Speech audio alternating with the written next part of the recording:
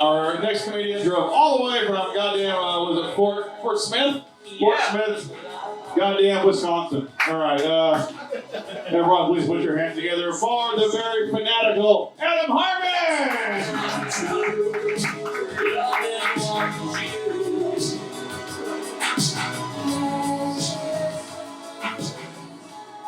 All right.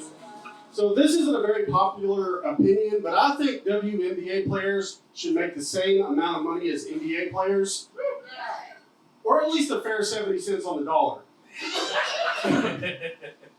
Now, we all know that the lack of pay in the WNBA is directly related to the lack of ticket sales, and a lot of people think that the lack of ticket sales is related to the lack of athleticism and the lack of dunks in the WNBA, but I don't think that's the case at all. I think it's actually related to the lack of headlines.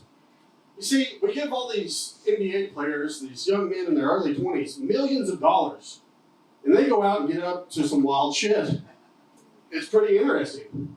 I think we need to give these young ladies millions of dollars and see what they get up to. I want to find out that there's just male models poking holes in condoms trying to knock these ladies up. The courtside seats at WNBA games are just hot dudes carrying diaper bags and pushing strollers. You know, the Kardashian sisters have ruined the lives of handfuls of professional athletes. I think it's time we let Rob in on the action. I want to find out that Rob Kardashian's girlfriend's OD face down in a whorehouse. I want to find out that some male porn stars on the No Jumper podcast talking about how the Phoenix Mercury ran a train on him.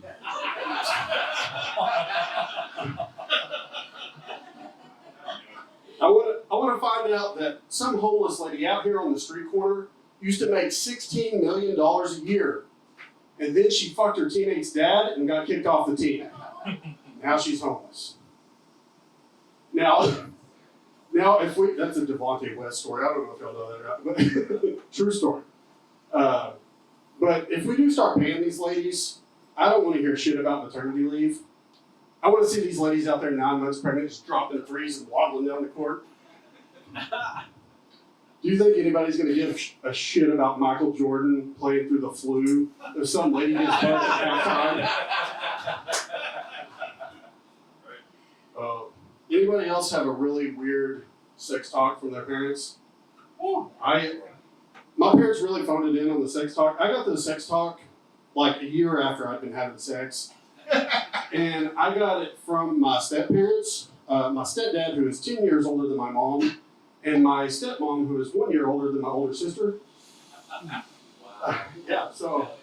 One day in the middle of the night, my mom was walking down the hallway and she hears me and my girlfriend having sex.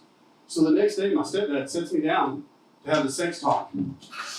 And it seemed like his biggest concern was some girl's dad showing up to kick his ass. You know, I was like, don't worry, she has a bitch-ass stepdad too. I think you're fine. But then it got weird when he, for some reason, started talking about finger banging my mom.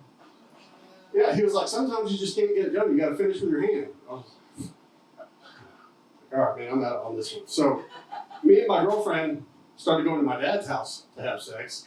So one night, my stepmom's walking down the hallway and she hears us having sex. Now, the next day, this homewrecker sets me down to have a sex talk. And it seemed like her biggest concern was she was like, if I can hear you down the hallway, your 13-year-old brother can hear you right next door. What kind of example do you think you're setting for him? He's like, if you can hear her down the hallway, I think a pretty good one. Now, and I didn't rat him out, but I was like, I'm pretty sure he's banging that ugly chick down the street. But he makes that piece use the window. But now that I'm older and I have a teenage daughter of my own, I was like, man, I feel like I need to do better than my parents and have a sex talk with her before she actually starts having sex.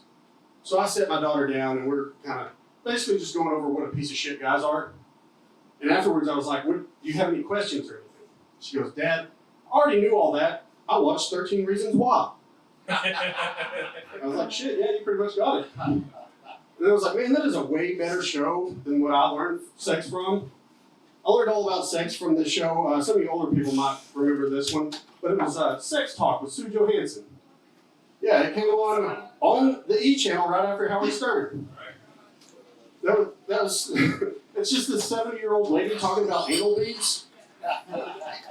It was some of the most confusing boners of my life. I think Sue Johansson is like solely responsible for granny porn. She's the reason why it exists, if y'all were wondering.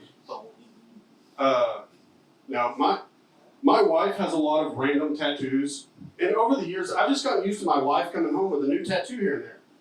And none of them ever bothered me till one day she came home with a tattoo of Ralphie from A Christmas Story. Yeah, it's right here on her shoulder. So now every time I come on her tits, I have to try to not hit a 9-year-old boy in the face. And the worst thing about it is, Ralphie has a goofy looking smile on his face, so if my wife's the one doing the work, it looks like Ralphie's just really into it. Yeah. Ralphie's mom was all worried about him shooting his eye out with a BB gun, never saw me coming. All right, that's my time. I'm out of Harvard. Thank you.